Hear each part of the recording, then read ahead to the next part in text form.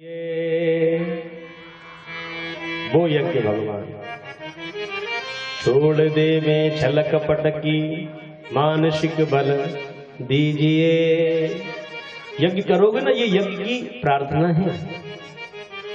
जब हम उसकी प्रार्थना जब ही करेंगे जब यज्ञ होता है।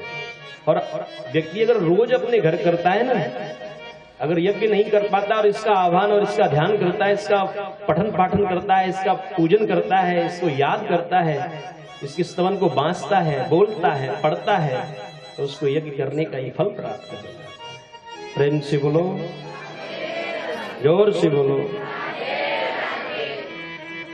अगली कथा में राजा परिषद ने प्रश्न किया, बोले महाराज प्रियव्रत उत्तानपाद इत्यादि जो दो पुत्र हुए थे। बोले उत्तानपाद इसकी दो धर्म पत्नी थी, सुनीति और सुरुचि। सुनीति जो थी उसके ध्रुव नाम का पुत्र था और सुरुचि थी उसका उत्तम नाम का पुत्र था, परंतु ये सुनीति से बैर करती थी। बोले महाराज इनका दिव्य चरित्र कैसे रहा, मुझे श्रवण करा हुआ। तो स्वयं सुखदेव भगवान कहने लगे, बोले राजन प्रियव्रतोत्तानपादो शतरूपा पते सुतौ वासुदेवस्य कलयः रक्षायां जगतो स्थितः। स्वयं भगवान की बड़ी कृपा रही है इनके ऊपर, क्योंकि ये शतरूपा मैया के पुत्र थे। और एकदा सुरुचे पुत्र मंकमारूप्य लालयन उत्तमम नारुक्षन्तम ध्रुवम राजा विनंदतः। कुछ पुत्रों ने ध्रुव से कह दिया, भैया तू तो या राजा के राज्य का जो राजा है वाको राजकुमार है, तू वाको बेटा है। क्योंकि ये दूसरे महल में इनकी मैया रहती थी सुनीति। अब इनको पता चला तो अपनी मां के पास आए, सुनीति मैया से पूछने लगे। सुनीति मैया ने कहा कि बिल्कुल सत्य बात है लाला। तो वहां से पूछते पूछते राजमहल में पहुंच गए। कौन? ध्रुव जी महाराज राजमहल में पहुंच गए। राजमहल में देखा कि सभा में उत्तानपाद महाराज बैठे हुए हैं और अपनी दूसरी धर्मपत्नी जो सुरुचि है उसका पुत्र जो उत्तम है उसको गोदी में बिठा करके लाड़ लड़ा रहे हैं। ध्रुव जी ने जाकर के प्रणाम किया, बोले महाराज मेरी मैया सुनीति में वाको पुत्र ध्रुव हूं और आप मेरे पिता हैं, मैं आपको प्रणाम करता हूं। और दंडोत प्रणाम किया तो उत्तानपाद ने खड़े होकर के अपनी गोदी में अपने दूसरे पुत्र को भी बिठा दिया। कुछ सैनिकों ने जाकर के सुरुचि से कहा, बोले तुम्हारी सौत को लाला आया है।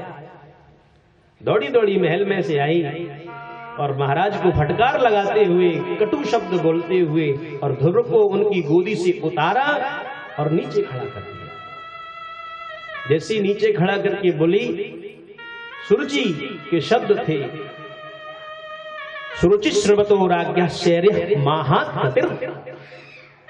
राजा भी चुपचाप सुनते रहे, कुछ भी नहीं बोले। कहने लगी, बोले इसे कि राज्य में और इनकी गोदी में अगर बैठना चाहता है तो जा भगवान से प्रार्थना करना कि सुरुचि की गोद से मेरा जन्म हो, तब राजा उत्तानपाद की गद्दी पर और उनकी गोदी में बैठने का अधिकारी बनेगा। तो बोलने लगा, ध्रुव जी के मुख से शब्द निकले, बोले मैया ये तो पिता है। बोले हाँ ये पिता है, इनकी गोदी में बैठना है आपको, तो भगवान से जाकर के कहो कि अगला जन्म मिले तो मेरी कोख से उत्पन्न होना, तब इनके राज्य में राजकुमार बनने का सौभाग्य प्राप्त होगा। रोते हुए ध्रुव जी चल दिए अपनी सुनीति मैया के पास आए। नवत्स नृपति दृष्ण्यम भवानारूढ़मर्हति। नन्हा सा बालक कितना धैर्य होता है, छोटी सी बात दिल के अंदर घर कर गई, जगह बना ली। बालो शिवदनात्मानं मन्य स्त्री गर्भ संप्रतम। स्त्री के गर्भ से जाकर के जन्म होगा जब मेरा ये अधिकार प्राप्त होगा। तपसाराध्य पुरुषम, और उसने कहा था कि जा तपस्या कर, भगवान से कहना आए, मैया से मिले। मैया से मिले, गर्भे तुम साध आत्मानम विदिच्छीन पाशा। तो आज स्वयं सुनीति मैया ने भी कहा, बोले लाला ये तो पिता है, एक और पिता है। बोले कौन? बोले जंगल में एक परम पिता और रहता है। जब ये शब्द कहे तो कहने लगी ध्रुव जी, बोले मैया मैं तुमको प्रणाम करता हूं, अब तुम्हें परम पिता से मिलके ही आऊंगा। बहुत समझाया, परंतु जो होनहार ध्रुव जी चल दिए।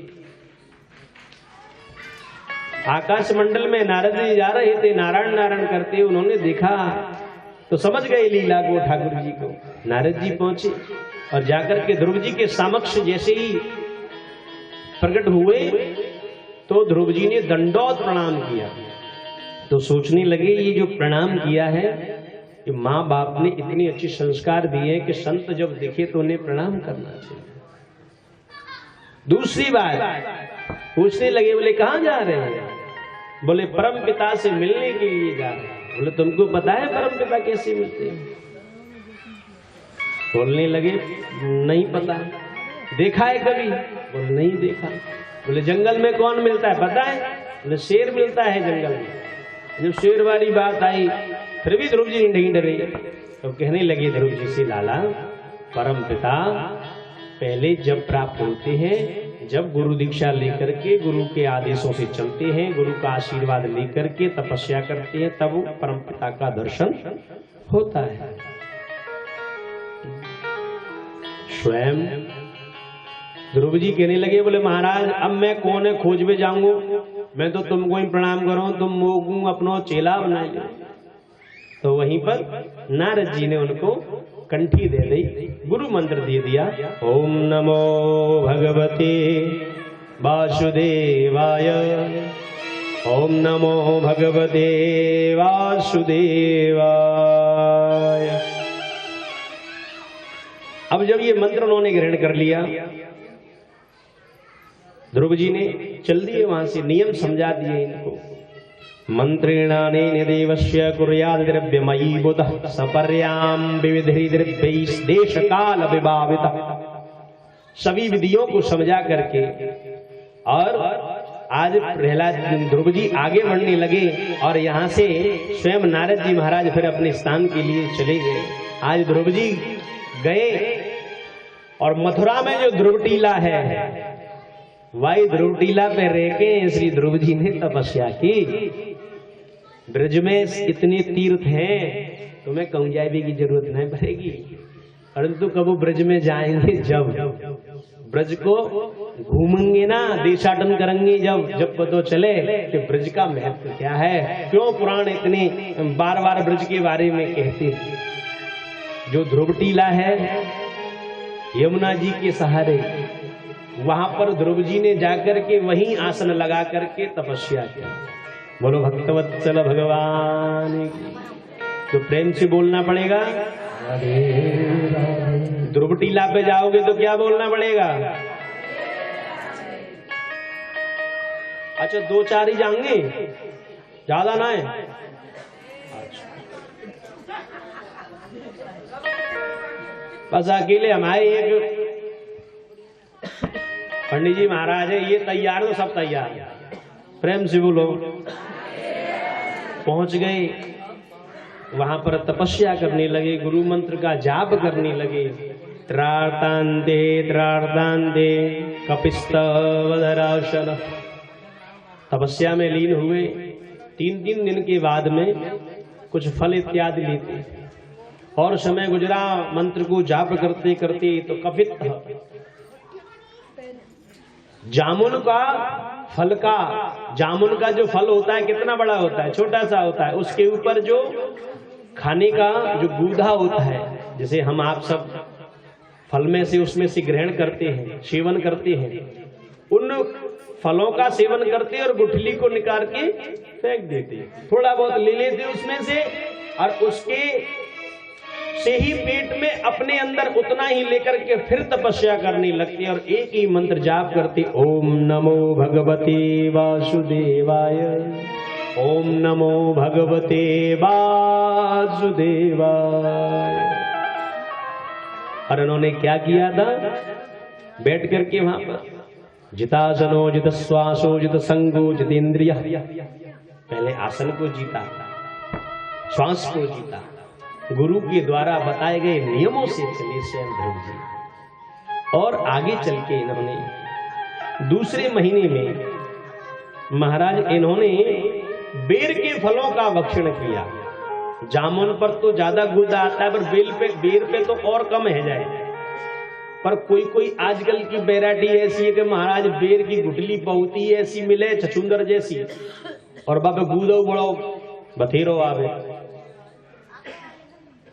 तो बेर का सेवन करके तपस्या की। अब भैया बेर का तपस्या की तो अगले मास में षष्ठेर अर्भक को दिने, 3 दिन को छोड़ के छठवें दिन, अब उनको दिन और बढ़ा दिए उन्होंने। तीसरे मास में इन्होंने 9 दिन कर दिए 6 की जगह पर। ऐसे इन्होंने धीरे धीरे तपस्या में समय को बढ़ाते के चतुर्थे मपि वही मासम द्वादशे हनी। अब तो महाराज 12 दिन के बाद इन्होंने क्या किया कि जब कुछ नहीं लेने की इच्छा होती तो केवल मन में आता तो केवल थोड़ा बहुत हरी घास का तृण लेकर के तपस्या प्रारंभ कर दी। और महाराज आगे चल के तो ध्रुव जी ने श्वास को ही लेना छोड़ दिया और मन में एक ही जाप करने लगे, ओम नमो भगवते वासुदेवाय, ओम नमो